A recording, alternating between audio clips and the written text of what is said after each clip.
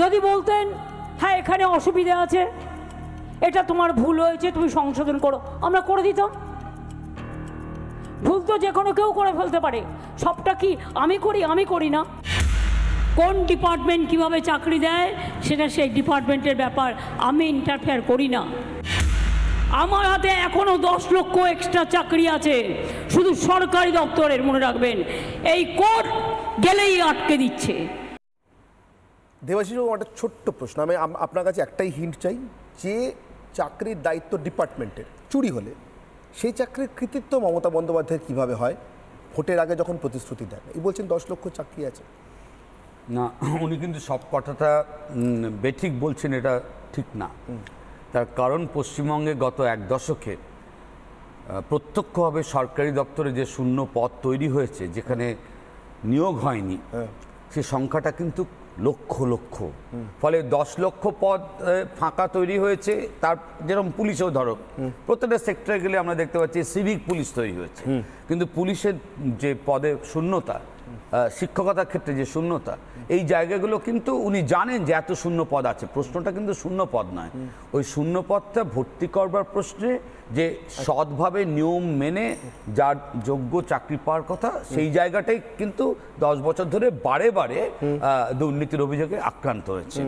আমি এখানে একদম 4-5টা শুধু পয়েন্ট আকারে কথা বলি, কারণ এখানে তো আমি আদৌ প্রচণ্ড জোর চিৎকার করার জন্য আসিনি। প্রায় 1.5 দশক আসছি, কারণ এটা খুব জোর চিৎকার করার জায়গা নয়, এটা কোথাও মেধা লাগানোর জায়গা বটে। এবং 4ঠা জুনের পরও খারাপ ভালো অবস্থায় আবারও আসবে, একটা আশা করছি অনির্বাণ তোমরা যদি ডাকো। আর অবশ্যই এখানে মনে রাখতে হবে যে আজকে এই মুহূর্তে দাঁড়িয়ে চিৎকার পাল্টা চিৎকার, এই মুহূর্তে দাঁড়িয়ে যদি ভারতীয় জনতা পার্টিকে বলা হয় যে পার্লামেন্টটা চলছে, ওই পার্লামেন্টে বিজেপির এমপির সংখ্যা কত আর তৃণমূল এমপির সংখ্যা কত, আমাদের রাজ্য থেকে উত্তর দিতে পারবে না।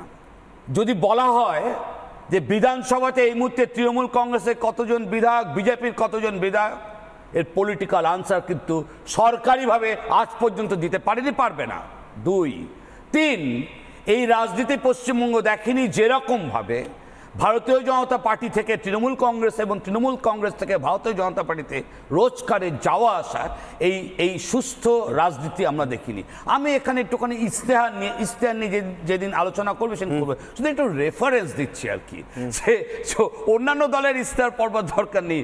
ভারতীয় জনতা পার্টির 2014 সালের ইশতেহার, 2019-এর ইশতেহার এবং 2024-এর ইশতেহারটা পড়ে এসে সেখানে যদি মূল স্লোগানগুলোকে, অন্য কারণ না, ভারতবর্ষের বর্তমান মাননীয় প্রধানমন্ত্রীর মূল স্লোগানগুলোকে রেখে বাচ্চাবেলায় যেরকম কম্পারেটিভ চার্ট করা হয় এবং তাতে মেলানো হয়, মিলল কি মিলল না, তাহলে সম্ভবত না। ভারত সরকারের তথ্য কনফার্ম করছে যে তার বেশিরভাগটাই মেলেনি। লাস্ট এই জায়গাটায় শুধু খেয়াল রাখতে হবে, যে সমস্ত নিয়মকানুন আইন তৈরি হয়েছে একদম স্বাভাবিকভাবে পার্লামেন্টে এগুলো তৈরি হয়, এবং সেগুলো প্রয়োগ হওয়ার পর খুব সহজে কিন্তু একটা চটকদারি রাজনীতি করা যেতে পারে। কিন্তু যে বোধ থেকে রাজনীতিটা করা উচিত, সে বোধটা হচ্ছে আমাদের সামনে গত 1 দশকে ভারতবর্ষে এই সমস্ত নিয়মগুলো প্রয়োগ করার পর জেল কাস্টাডিতে যে সমস্ত মৃত্যুর ঘটনা ঘটেছে, এই আইনগুলো প্রয়োগ করার পর তারা যখন সেখান থেকে বেরিয়ে এসছে, আইনি প্রক্রিয়ার মাধ্যমে বেরিয়ে এসছে, তার যে অভিজ্ঞতা ভারতবর্ষের আইন ব্যবস্থার সামনে, সমাজের সামনে উঠে এসছে, তাতে এটা খেয়াল রাখতে হবে ভারতবর্ষের পার্লামেন্ট যেরকম নিয়ম তৈরি করে, প্রয়োগ করে, অভিজ্ঞতা তৈরি করে, তার মাধ্যমে নিয়মের পরিবর্তন হয় জন্য সংবিধান 100 বেশিবার অ্যামেন্ডমেন্ট হয়েছে। ফলে আমি এখানে শেষ করছি কথাটা বলে, আমাদের রাজ্যে এই যে বিজেপি আর তৃণমূল এত তর্কাতর্কি করে না দুর্নীতিকে কেন্দ্র করে, এই জায়গাটার এত গুরুত্বপূর্ণ জায়গা অন্য কেউ না, শ্রদ্ধেয় অমিত শাহজি মাত্র 4 দিন আগে এসে, অমিত শাহজি 4 দিন আগে এসে প্রেস কনফারেন্সে বলছে আমাদের মধ্যে কিন্তু কোনো সেটিং হয়নি। ফলে লাস্ট কথা হচ্ছে এইটা, অন্য কেউ না, তিনি আত্মনাদ করছেন প্রেসের সামনে, অমিত শাহজি, সেটিং হয়নি। গুরুত্বটা বুঝতে হবে। শেষ করছি কথাটা বলি, লাস্ট কথা, সেটা হচ্ছে এই যে ইডি, সিবিআই ইত্যাদি ইত্যাদি সম্পর্কে যে প্রশ্ন এবং তর্ক হয় না, তার কারণ এই কেন্দ্রীয় সংস্থাগুলো এই রাজ্যে 1 দশক ধরে এমন কোনো ক্ষেত্র পাওয়া যাচ্ছে না যেখানে দুর্নীতি হয়নি, কিন্তু তারপর এই সংস্থাগুলো কিন্তু আমরা জানি না কোন অঙ্গুলে এলো না, তো কাজ করছে না, কিন্তু এতটা অদক্ষ হয়ে গেছে যেগুলো ধরে উঠতে পারছে না। অমিত শাহজি কেন এই কথা বলছেন, এই সবগুলো নিয়ে কিন্তু রাজনৈতিক বিশ্লেষণ হতে পারে। ঠিক, আমি একদম ক্যাটাগরিক্যালি বলছি, একদম সদর্ভে বলছি, একদম সুদৃঢ় কণ্ঠে বলছি, সিপিএম এবং অন্যান্য বামপন্থী দলরা পরিষ্কার চায়নার দালাল। তার কার ভালো লাগলো মন্দ লাগলো আমার কিচ্ছু যায় আসে না, আমি যেটা বলছি সেটা ফ্যাক্টসের উপর দাঁড়িয়ে পরিষ্কার কথা। এরা সিপিএম নিজের ম্যানিফেস্টোতে বলেছে কোয়াড থেকে বেরিয়ে আসবে, কারণ তাতে চায়নার সুবিধা হবে, ভারতবর্ষের অসুবিধা হবে। স্যার আমি আপনার মাঝখানে বলিনি, আমি আপনার মাঝখানে বলি স্যার, প্লিজ মাঝখানে বলিনি। না না না, মাঝখানে লাগবে তোমাকে কত দিচ্ছি, দাঁড়ান দাঁড়ান দাঁড়ান, আমি স্যার আপনার মাঝখানে বলিনি তো, আমি তো মাঝখানে জানতে চাইছি, তোমার কাছে জানতে চাইছি একটা জিনিস, আমাকে বলতে দিন, আমাকে বলতে দেবেন না, বলতে দেবেন না স্যার, আপনি বলতে দেবেন না, তোমার কাছে এবার গায়ে লেগে গেছে বলে বলতে দেবেন না, এবার শেষ করতে দিন, তোমার কাছে শুনবো স্যার, আমার কথাটাকে শুনে তোমার কাছেই শুনবো, শুনুন না, তোমার কাছেই শুনবো, আমাকে বলতে দাও, তোমার কাছেই শুনবো, তোমার কাছেই শুনবো। আমি পরিষ্কার বলছি, কেরালার মুখ্যমন্ত্রী, কেরালাতে সিপিএম ক্ষমতায়, কেরালাতে সিপিএম ক্ষমতায়, কেরালাতে বলছি কেরালাতে সিপিএম ক্ষমতায়, কেরালার মুখ্যমন্ত্রী, সময় শেষ। আমি তার আগে সাধারণ মানুষের কাছে যে প্রশ্ন রেখেছিলাম সোশ্যাল মিডিয়াতে, সেই প্রশ্নের উত্তর নেব। সাধারণ মানুষের কাছে সোশ্যাল মিডিয়াতে রাখা প্রশ্ন, তার উত্তর ফেসবুক।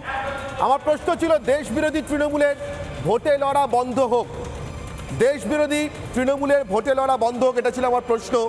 আপনি এটাকে সমর্থন করেন কিনা, হ্যাঁ কিংবা না, আমার প্রশ্ন ছিল। আপনারা ভোট করেছেন, আমরা কি পোল রেজাল্ট দেখাতে পারবো?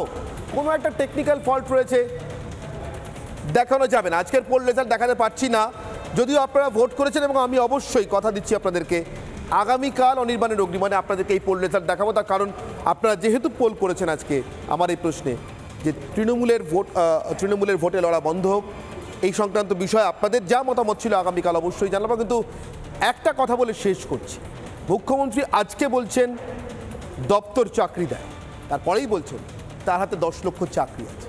সত্যিই 10 লক্ষ চাকরি আছে না? পার্থ অর্পিতাদের অনুসরণ করে ভাবতে পারি 10 লক্ষ চাকরির জন্য যা যা তুলে রাখার কথা ছিল তৃণমূল কংগ্রেসের, তা তুলে রাখা আছে। আর সেই তোলা ভাণ্ডারে হাত পড়তে পারে ভেবেই কি যারা হাত দিচ্ছে সবচেয়ে বেশি করে, সেই আদালত, যাদের জন্য গরু চুরির তদন্ত সামনে এসছে সে বিএসএফ, যারা ভূপতিনগরে সন্ত্রাসযোগ স্পষ্ট করে দিয়েছে কাকড়াগড়ে সেই এনআইএ, মুখ্যমন্ত্রীর টার্গেট। দুর্নীতি বাঁচাতে মমতা বন্দ্যোপাধ্যায় শেষমেশ দেশের বিরুদ্ধে দাঁড়িয়ে পড়বেন। আর তার দলের প্রার্থীদের ভোট দিয়ে আপনি সংসদে পাঠিয়ে আসলে কার বিরুদ্ধে দাঁড়াবেন ভেবে রাখবেন, ভেবে দেখবেন। অনির্বাণের অগ্নিবাণের বিতর্ক পর্ব এখানেই শেষ করছি। সঙ্গে থাকুন রিপাবলিক বাংলা।